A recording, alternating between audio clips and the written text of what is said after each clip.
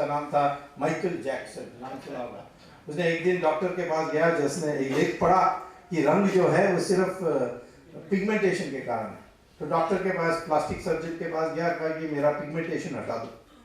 तो डॉक्टर ने हटा दी, वो बिल्कुल सफेद आदमी हो गया। आपने देखा होगा माइकल जैक्सन को। तो ये रंग स्किन कलर से कुछ रेस का फर्क नहीं। परंतु करुणानिधि को समझाने के लिए मुझे बहुत मुश्किल हुआ, क्योंकि उसने कहा कि राम ब्राह्मण थे। मैंने कहा क्यों आर्यन थे। मैंने ये कौन सा तर्क है। और रावण ये हमारे द्रविड़ हैं। आप बनाओ रामलीला, मैं मनाऊंगा रावण लीला। मनाया उन्होंने कई सालों के लिए। फिर मैंने तमिल रामायण निकाल के दिखाया कि रावण जो है वो ब्राह्मण था, वो वेद का पंडित था, सामवेद का पंडित था। मानसरोवर गया, वहां उसने तपस की और तपस के बाद उसको वर मिली। उस वर को लेकर उसने देखा कि कुबेर ने बड़ा परिवर्तन कर दिया श्रीलंका को। उसने जाकर उसको कब्जा करके अपने को राजा घोषित किया। रावण कहां पैदा हुआ? दिल्ली के सीमा के पार नोएडा एक जगह है, वहां पैदा हुआ। और उसके बीवी मंदोदरी वो मेरठ में पैदा हुई। तो मैंने कहा कि ये तो ब्राह्मण है। पहले माना नहीं उसने, नहीं हो सकता। फिर मैंने बहुत दिखाया उसको कंबन रामायण जो तमिल में। अब उसने रावण लीला मनाना छोड़ दिया। लेकिन उसके दिमाग में राम के बारे आज भी है। राम हम नहीं मान सकते, उत्तर भारत का है। उसने ये किया वो किया, राम सेतु को तोड़ के ही छोड़ूंगा। अब तो राम सेतु तोड़ नहीं सकते, हमने सुप्रीम कोर्ट में सब साफ कर दिया। सिर्फ एक चीज बाकी है मेरा पिटीशन में, वो है कि जो अभी तक खर्चा हुआ है 700 करोड़, वो सोनिया के धन से और करुणानिधि के धन से वसूल करके हमारे तिजोरी में वापस डालनी चाहिए। ये पिटीशन बाकी है।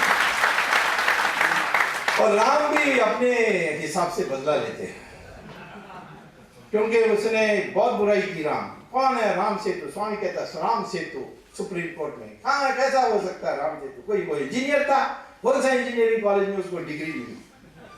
दूसरे दिन बीमार हो गया और हॉस्पिटल में भर्ती हुई इसकी, और हॉस्पिटल का नाम था रामचंद्र मेडिकल हॉस्पिटल।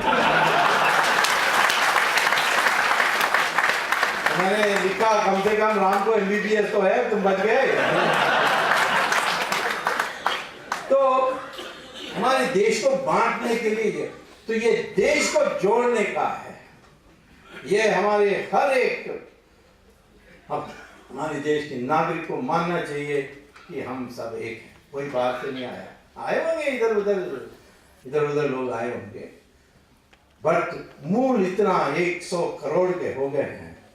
ये बाहर से आए हुए लोगों का हो नहीं सकता। इस संस्कृति को दोबारा, इस सही इतिहास को लिखना, ये हमारा एक कर्तव्य है। ये मुरली मनोहर जोशी ने प्रयास की, परंतु उसके इतना डट के विरोध हुआ, वो पूरा नहीं कर सके। वो अधूरा काम को इस बार पूरा करना चाहिए, क्योंकि मैं आज कह रहा हूं, आप मुझे बाद में पूछ सकते हैं। जैसे मैंने 77 में देखा, इस बार बीजेपी, अकाली दल, शिवसेना मिल करके 300 सीट पार करेंगे। आप देखिए,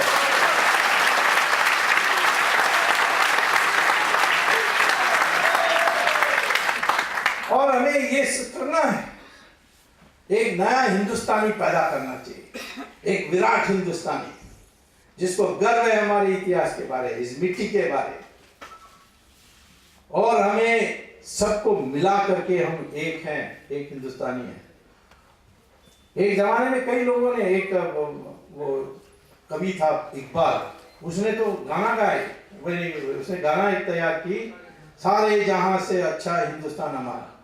उसको इतने ये ट्रीटमेंट दी कि वो उल्टा बदल के चले गया था पाकिस्तान। डॉक्टर अंबेडकर ने जो पुस्तकें लिखी है वो देखने लायक इतिहास में, इतना श्रेष्ठ। अब अंबेडकर एक शेड्यूल कास्ट फैमिली से 1915 को स्कॉलरशिप मिलती है कोलंबिया यूनिवर्सिटी USA। वहां जाकर PhD लिखता है इकोनॉमिक्स में, फर्स्ट क्लास PhD लिखी है।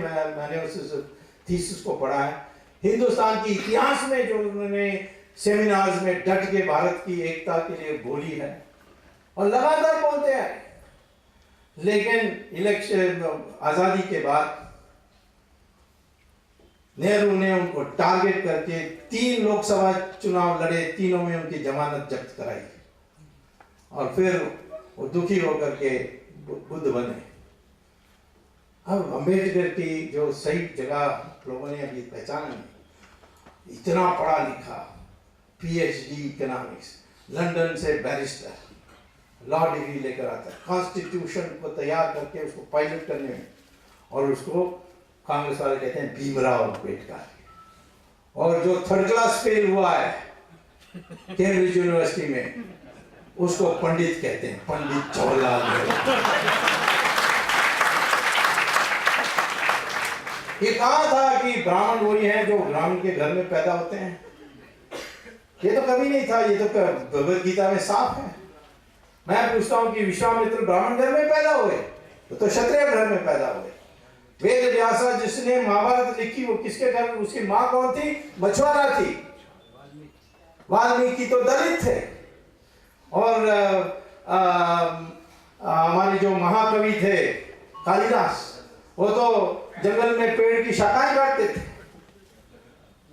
और ब्राह्मण कभी नियम तोड़ेगा तो उसको सजा मिलती थी। रावण ब्राह्मण था, उसने सीता का अपहरण करके उसने अपराध की और एक क्षत्रिय ने जाकर उसको मारा। और सारा देश की जनता, वो ब्राह्मण हो ना हो, सब राम की पूजा करते हैं, रावण की पूजा नहीं करते हैं कि वो हमारा ब्राह्मण का है। ये जो एकता थी, इसको 1857 से विभाजन किया। इसको यही है असली चुनौती। एक नया विराट हिंदुस्तानी मंशा हमें तैयार करने के लिए, उसके लिए हमें खड़े हो जाना चाहिए। और जो इकॉनमी है उसको सुधारने के लिए अनेक रास्ते हैं। ये देश में किसी चीज की कमी नहीं है। मैं कहता हूं, मैं उस समय बना था कॉमर्स मिनिस्टर चंद्रशेखर की गवर्नमेंट, जब हमारे पास 1 रुपया नहीं था फॉरेन एक्सचेंज में। और वहां से फिर मैं बाद में गैट कमीशन के नाम पर नरसिम्हा राव की सरकार में मैं वहाँ मंत्री पद के कैबिनेट रैंक पोजीशन था, उसमें मैंने नरसिम्हा राव को मदद की। और ये 5 साल के अंदर 2.5% ग्रोथ रेट से हम 8% ग्रोथ रेट गए।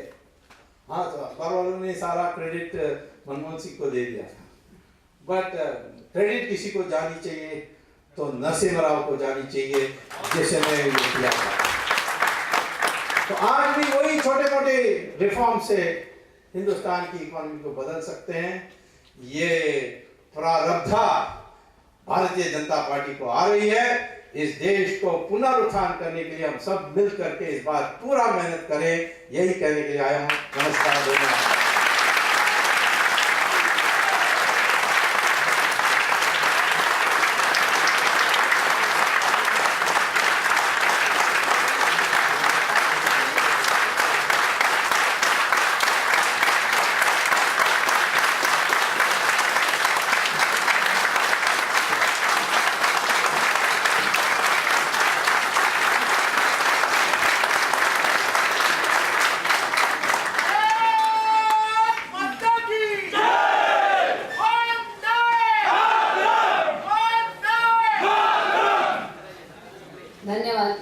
धन्यवाद स्वामी जी।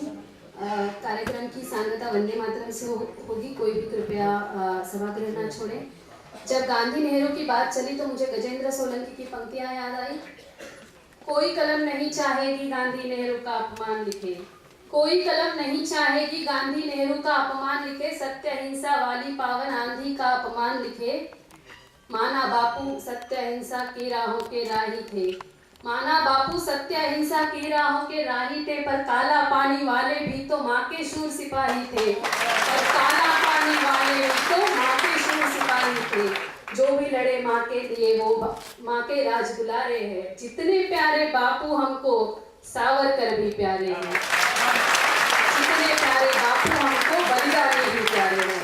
इस बलिदान की परंपरा के साथ भारतीय जनता पार्टी देश के भविष्य की ओर बढ़ रही है। मैं कार्यक्रम के आभार प्रदर्शन हेतु यहाँ पर निमंत्रित करती हूँ माननीय श्रीमान कमल सहवाल जी को। कार्यक्रम की सांगता वंदे मातरम से होगी, उसके पूर्व कोई भी सभागृह न छोड़े। जब हम बगीचे में जाते हैं फूलों की खुशबू आती है। आज पूरे भारतवर्ष में खुशबू ही खुशबू है, इसका अंदाज लगाइए आप। और आज जो कार्यक्रम विवेक हिंदी पत्रिका और भारतीय सेवा संघ की तरफ से आयोजित किया गया है, इसमें आज हमारे प्रमुख वक्ता पूर्व केंद्रीय मंत्री एवं सांसद डॉक्टर सुब्रमण्यम स्वामी ने अपने विवेक से अपने ज्ञान को आप लोगों तक पहुंचाया। यहाँ आकर उन्होंने अपना अमूल्य समय हमें प्रदान किया है, उसके लिए हम आपके बहुत बहुत आभारी हैं। आज के विशेष अतिथि डॉक्टर आशीष जी सेलार युवा हैं, अध्यक्ष हैं भारतीय जनता पार्टी मुंबई महानगर के। उन्होंने भी आज के दौर में जो समय निकाला है, उसके लिए हम उनके बहुत बहुत आभारी हैं। अध्यक्ष हिंदुस्तान प्रकाशन संस्था श्री रमेश जी पतंगे, महासचिव भारतीय जनता पार्टी महाप्रदेश अतुल जी, हमारे विधायक गोपाल जी, विधायक माननीय योगेश सागर जी, विधायक माननीय भाई गिरकर जी, हम सभी का